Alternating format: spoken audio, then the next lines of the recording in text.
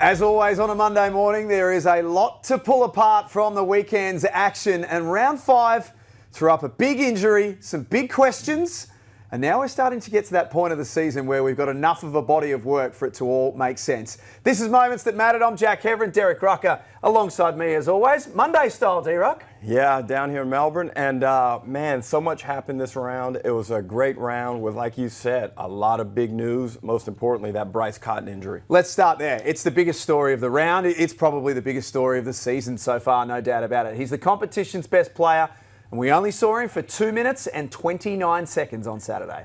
And firstly, let's start with the overall performance of the Perth Wildcats. I thought losing him that early in the game could have been really disruptive. They did a good job in being competitive in that game.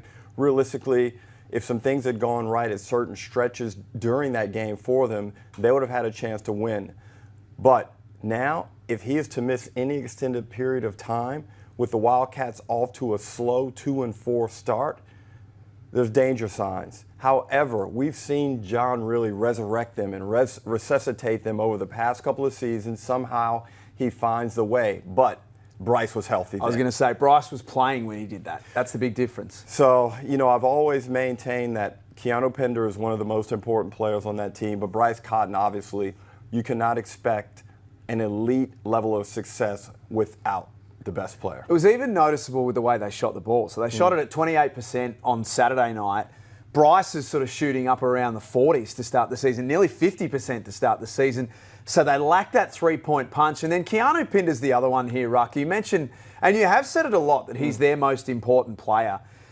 Something's just not right with him. He made his return from concussion, so perhaps a little bit cautious. But other than round 1, it's just not the same Keanu Pinder that we're seeing this season. He hasn't found his flow, and I think sometimes as players try to become more refined with their games, sometimes they lose that edge and that reckless abandon that allowed them to attain a certain level of success. And I think right now for Keanu, he's just got to go out and play. Yep. Maybe sometimes the burden of the expectations can weigh down on players. I think he'll figure it out, but right now, if Bryce is to miss a lot of time, Keanu and Christian Doolittle, those are the guys that got to step up. In addition to Ty Webster, who I thought looked promising the other day. He was really good, yeah. In his return, I thought Ty played a really good game, and he kind of showed what, you know, one of the reasons people have always just raved about his ability, but now he's going to have to step it up. I thought he could have played more minutes on Saturday, to be honest. And I think going forward, he's going to have to play a lot more minutes. To me, he looked the best player on the court outside of Parker Jackson Cartwright, who had a few struggles shooting. But yep. Particularly now with the way that Keanu Pinder is playing, I wonder whether Ty Webster's their most important player if Bryce is out. Well, this is strange, right? Because you've got those two young guards also with Harris and Henschel. And Pepper. And Pepper. All three of those guys are showing potential and the ability to be impact players off the bench in our competition. But they still have to work off of a core star. And now, if Bryce is to miss, say Bryce is to miss 2 to 3 weeks, Ty Webster immediately must be the leader in that backcourt. He must score. He must defend. He must drive the offense. There's so much that is going to all of a sudden be lumped onto him in terms of responsibilities. I'm really keen to see how he responds. Yesterday at John Cain Arena, a sellout, another 10,500 people in the house, which was awesome. Great and a great venue, great feeling in the air, and a lot of smiles to Southeast Melbourne. They win their first game of the season. Couldn't help but wonder if Mike Kelly was watching on somewhere going, where's this been for the first 5 weeks of the season? Oh, Jack. Oh, this is... Diving on loose balls and rebound counts and all the things that they weren't doing, they did all of those things yesterday. And Sam McKinnon had a week to get this team ready. He went in and he changed some of the offensive philosophies and the way they got into their transition. But the noticeable difference and improvement was on the defensive end. They held Melbourne United to 36% from the field. They made life uncomfortable for Melbourne United's scorers, and I thought they did a really good job on Chris Golding. He never got comfortable shooting the basketball, and, you know, they were kind of physical with him. We saw some altercations between him and Jordy Hunter in the first half, and you wonder, was it the coaching? Was it the strategy that Sam did in contrast to what Mike Kelly did? Or is it the fact that Sam was able to relate to the players? You know, there's so much that goes into trying to assess why this change occurred and why it occurred rapidly. Two performances from that game that I thought were instrumental for South East Melbourne. Firstly, Geordie Hunter, 20-9. When they put this roster together, South East Melbourne, they've put a lot of faith in him to the point that he's got no support virtually. If Geordie Hunter goes down injured next week, they're in big trouble, South East Melbourne. They've got nothing there.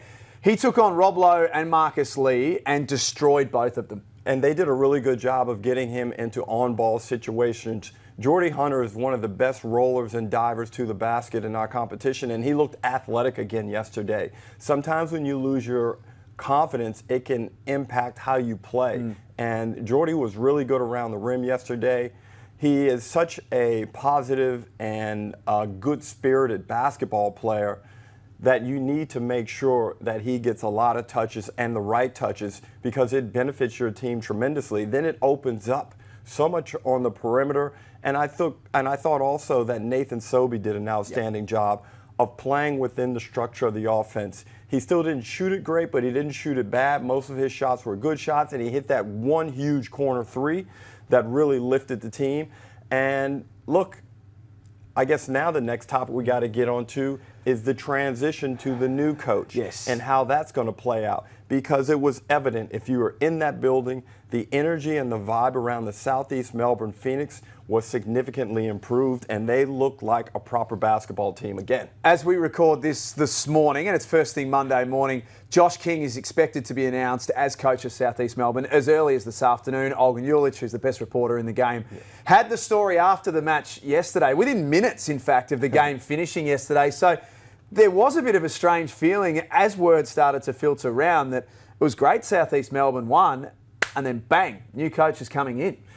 Yeah, and we started to get whispers of this at some point late last week, but now Josh King will arrive, I'd imagine, sometime later this week. He comes over from the Turkish League, the Super League, where he coached under with Darüşşafaka. Yeah. And it looks like he has just decided to leave that situation and come over and take over the helm here at Southeast Melbourne.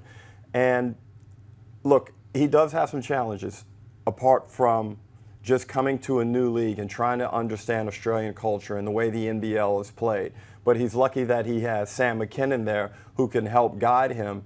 And that whole chemistry, it's like a new president is coming in, you know, and the interim president did a really good job and the country's happy with him. And I'm sure the Southeast Melbourne players woke up this morning feeling good about themselves, feeling good about Sam McKinnon. And then now it's like, okay, all those players have to now mentally pivot and understand that little brief thing is over under Sam. Now Josh King is coming in, and they must bring the same attention to detail, the same effort, the same dedication to execution that they showed yesterday. They've got to bring it for the new coach. I want to get back to Sam McKinnon a little bit later on. Watch this space on Derek Walton Jr. too. Hamstring issue, didn't play for a lot of the second half. We should hear some word today on the severity of that one. Well, that made the win even more impressive. Well, that's the interesting part about it with Sam too, that he had some decisions to make. Yeah. He's got Owen Foxwell and he's got Ben Eyre as pure point guards. He went with Angus Glover to handle a lot of the ball-carrying duties in the second half, and it worked. It did work, and this is one of the strengths of Angus Glover. He has so much versatility as a player, and he's one of those guys, no matter what you ask him to do, he's going to try and do it to the best of his ability. He's an intelligent player. He gives you good size on the court, and I thought that was another advantage and a smart move by Sam McKinnon. Foxwell and Eyre are smaller guards, so he decided to go with size. And I thought Glover and Sobey were really good down the stretch in the fourth quarter, making sure the team got through their sets, got through their possessions. But not to knock Eyre and Foxwell, they were useful in their minutes on the court too. Foxwell's promising. He continues to grow on me game after game. And that's the answer with Sobey now, isn't it? He plays the two guard from here on in. Correct. And he went 5 of 13 from the field yesterday. If he can be in that neighborhood, give you 14, 15 points a game, make some big plays on the defensive end, and of course, we know his athleticism. He's an entertainer. When he went up and dunked that ball yesterday, it just sends a level of energy through that team that just resonates throughout the arena. To the reigning champions, Tasmania, there are some serious problems now. At 2-5, it's hard to work out what's going on with this team. It's hard to work out what they're doing. But the one thing we do know, Derek, is they cannot put the ball in the bottom of the net. They scored 71 on Friday, 73 yesterday against the Adelaide 36ers. Their offensive rating is under 100, which I can't remember the last time that we've seen that in this league, or certainly not this season. They're just about gone, aren't they? And this is a team that over the past 2 seasons has been either number 1 or number 2 in the league in offense. They're a very patient team offensively, but they've been efficient through their Australian locals. And if you look over the past couple of seasons, it's been Jack McVeigh, as we know, Will Magnay, Majuk Deng, Sean McDonald. All these Australian guys have done a really good job in being pivotal pieces to the success. Now, around that last year in the championship season, they had Milton Doyle. They had Jordan Crawford. And these guys, while not highly efficient and while not consistent game to game or even within games, those guys are big playmakers. They come through when you need it most. But this year, Jack, with the lack of efficiency and productivity from the Australian players, Crawford and Doyle's up and down streakiness is not working. Because you know who wasn't up and down? Jack McVeigh. He wasn't up and down. He was very consistent, and I think now we're seeing the giant crater that Jack McVeigh has left by not being there. And even though Craig Sword was recruited to play alongside Jack McVeigh, you would hope with his experience in the G League that he was going to be a good enough player with Jack McVeigh departing that he could provide some offensive kick, but he's got absolutely nothing on the offensive end. And you know, whether it was not a part of his job description as a high-level basketball player right now, he's got to make a change, and he's got to find a way to be able to score in this league. 10, 11 points would be better. Create opportunities for your team off the defensive end because that's what he was brought over here for. But right now, you're right. The inability to shoot the ball and to score well is going to make it very hard for them to win basketball games. Granted, they will get Sean McDonald back. Which will help, yeah. But when? Yeah. Is it too late? It's kind of like the Jack McVeigh conversations. We don't know what's going to happen definitively there with Jack McVeigh. He may play the whole year in the NBA. He may be back next week. That's the nature of our business. But right now, they've got to go with what they have. They've got to figure out a way to score more points. They're at Brisbane on Saturday night. That's going to be a really tough one. 2 offensively challenged teams. And it's a big one because the winner of that kind of gets themselves separation from the bottom part of the ladder. 2 quick questions on Tasmania and give us bullet point answers on both. Number 1, Craig Sword, 4 minutes on Friday, 17 yesterday, and there was an apology from Scott Roth in amongst that. Does he stay? Now that Jack McVeigh looks like he's not coming back anytime soon, do they need to make a move there and get a 4 guy? They need to make a move, but I would still give Sword another 3 weeks. Okay. 2, are they gone, Tasmania? Is the season just about done? After the Brisbane game, I believe they go on a little bit of a home run, and they need to sweep most of their home games now. They've got to make that place more of a fortress than it already is and get it done. The Illawarra Hawks are the complete opposite. When it comes to scoring, they've just got a plethora of options. They've had 7 players this year already score 15 points or more in a game. Yep.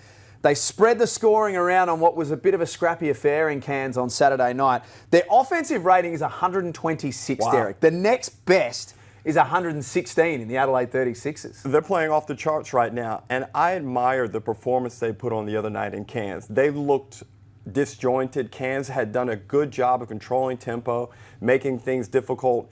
Trey Kell wasn't shooting the ball well. Darius Days was in foul trouble. He eventually fouled out early.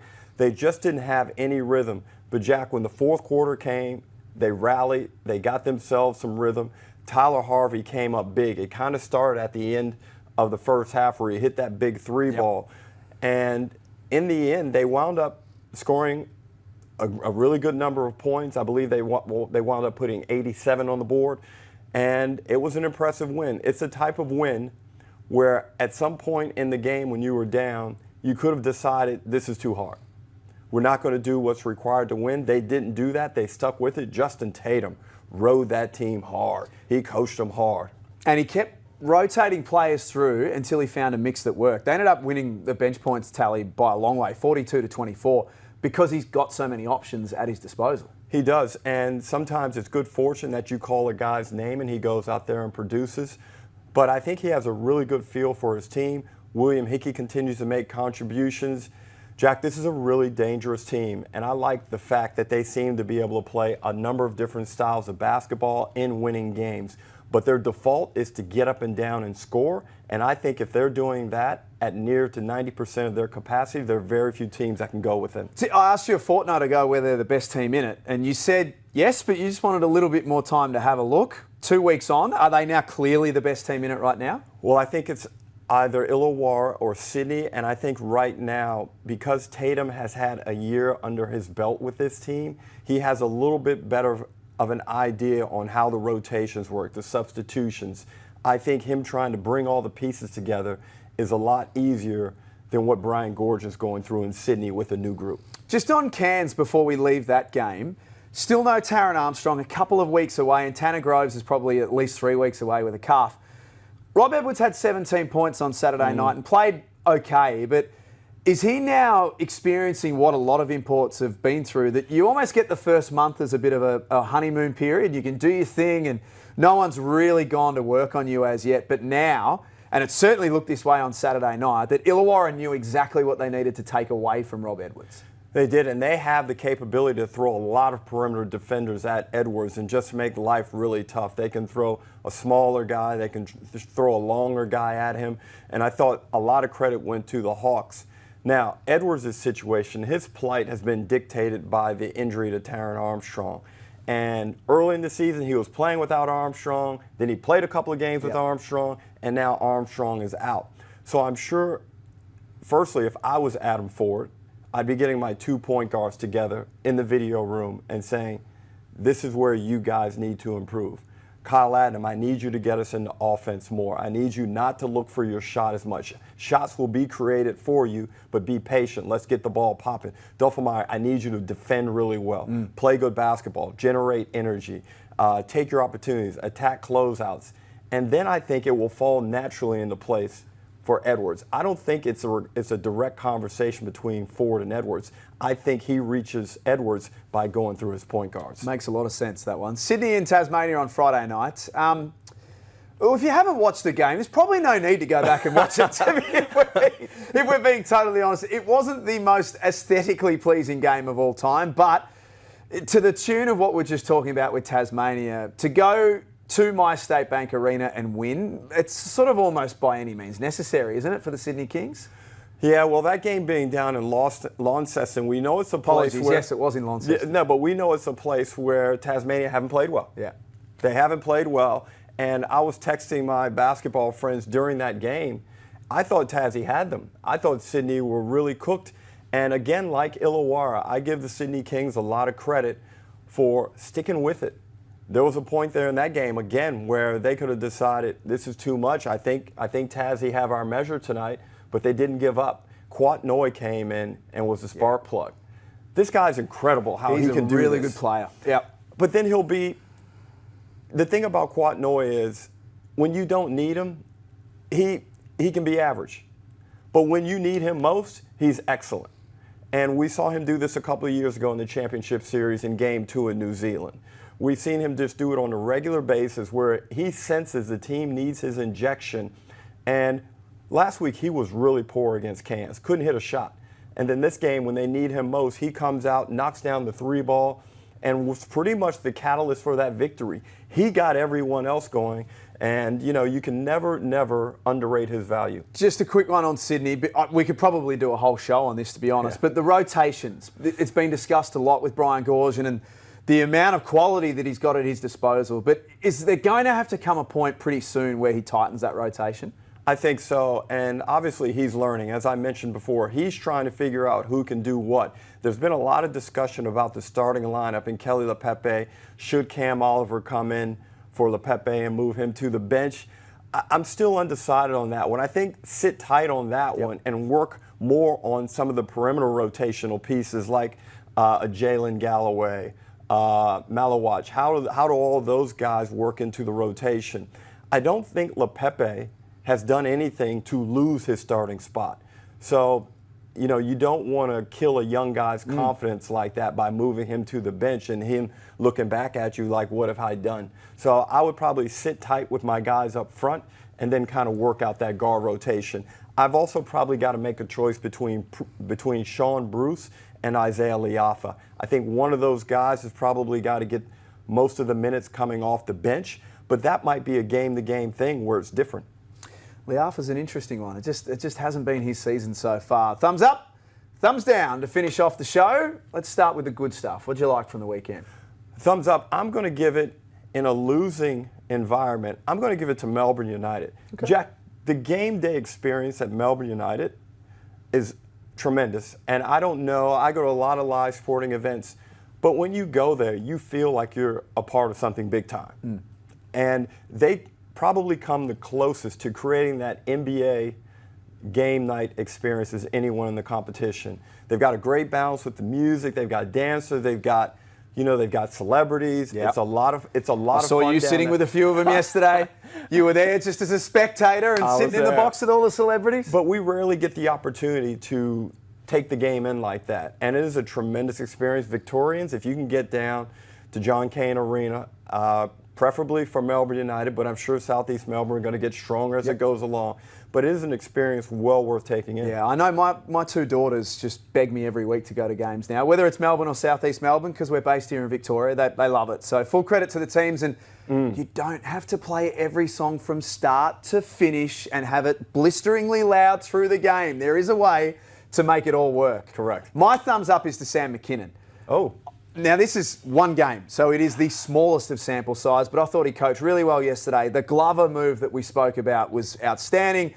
Thought he managed Joe Wieskamp and Nathan Sobey really well in how to use them. Like, Wieskamp's not exactly setting the house on fire, and he managed Matt Hurt perfectly in terms of when to use him, when to give him a little breather. He's their best player right now, Matt Hurt, by a considerable margin. And Sam's not going to get this job, obviously.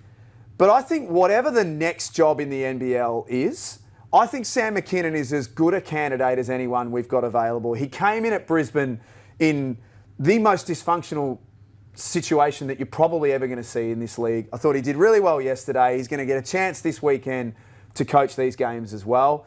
Whoever it may be or wherever it may be, but the next Australian NBL job, Sam McKinnon's name to me should be at the top of the list. Well, there was a lot of conversation on social media last night after that game, and Ian Stacker pointed out that sometimes we don't need to go abroad to find coaches when there are suitable coaches here. I think Matt Shanahan, another coach, echoed those sentiments, and I think sometimes we get caught up in the hype of bringing over a big name and thinking that there's going to be success. But here's the historical fact. Most overseas coaches do not find success in our league. And things are kind of blown out of proportion, especially in recent history, because we've seen Will Weaver come over. We've seen Chase Buford come over. But those guys had an affinity. They had a knowledge already of the Australian game. And the NBL, I say it so many times, it's such a unique competition, and you've got to understand not only the idiosyncrasies of the style of play, but the Australian athlete. And the way our sporting culture is significantly different than most cultures around the world. So, I wish Joe King all the best, but I believe wholeheartedly with what you say. I think Sam McKinnon is a capable head coach. He's someone that was starting to turn things around in Brisbane. Yeah, he was. Yep. He changed the energy, similar to what he did yesterday. And again, small sample size, but you must recognize what was done. Did a very good job in the NZ NBL with Taranaki too. So hopefully he goes back there and hopefully he keeps his name at the front of all discussions for next season. Whatever that may be, thumbs down. What have you got? Thumbs down. This is a tough one, but I'm going to go with the Tasmania JackJumpers. It's a franchise that we really enjoy, Jack, and it hurts because we love to see them do well. We love going down there and calling games, and right now they just look semi-lost. Yeah.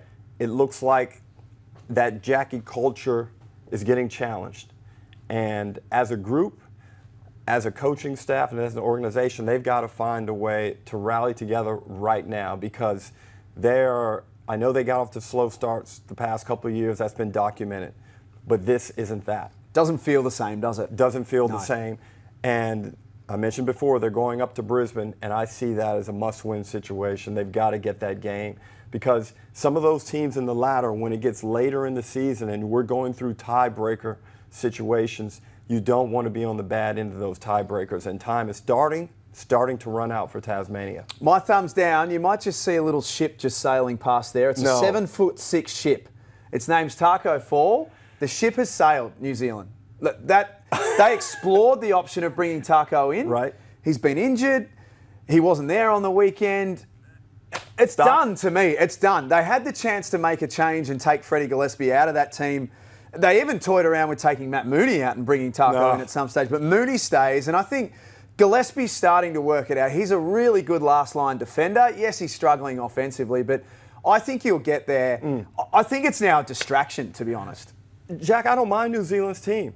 Again, sometimes I think we're impatient when we shouldn't be, and then we're patient at other times when we shouldn't be. Yeah. Right here, New Zealand just needs to let this lineup work its way out. Jonah Bolden's new. He's only going to get better as the season progresses. Sam Anenga's a very talented player. He's learning the pro game. He's going to be fine. But what you do have, they have two elite guards. Matthew Mooney and Parker Jackson-Cartwright can win you a game pretty much on their own doing any night of the week. And we saw Mooney come out and be outstanding the other day against Perth. Yeah. Just sit tight. I like the lineup. They're 3-1. Who would have imagined they would have been 3-1 right now? So, you know, Taco Fall, let's eliminate all the noise. Let's lock in on what we have and get better every day. I liked the idea at the time. Yeah, it was cute. But that, as I say, that ship's now sailed. See you later. Stick with what you've got because it's working. Hey, nice to have you here for Moments That Matter. This is Normally great. I talk to you in a screen. I know. Nice to have you here. This is fantastic. Hopefully we can do it more often. We have got a double header Thursday to start round 6. New Zealand and Tasmania at Wolfbrook Arena, and then Illawarra and Melbourne. Do not make any plans Thursday night, Hoops fans, because these two games are going to be huge. Massive games, and these Thursday night games really set the tone for what the round's going to look like. So a doubleheader on Thursday night. I'll be down in Illawarra calling that one live with Brad Rosen, and it should be a big one. Well, I'll just be watching. I'll have my feet up and I'll be watching the whole thing. Have a great week.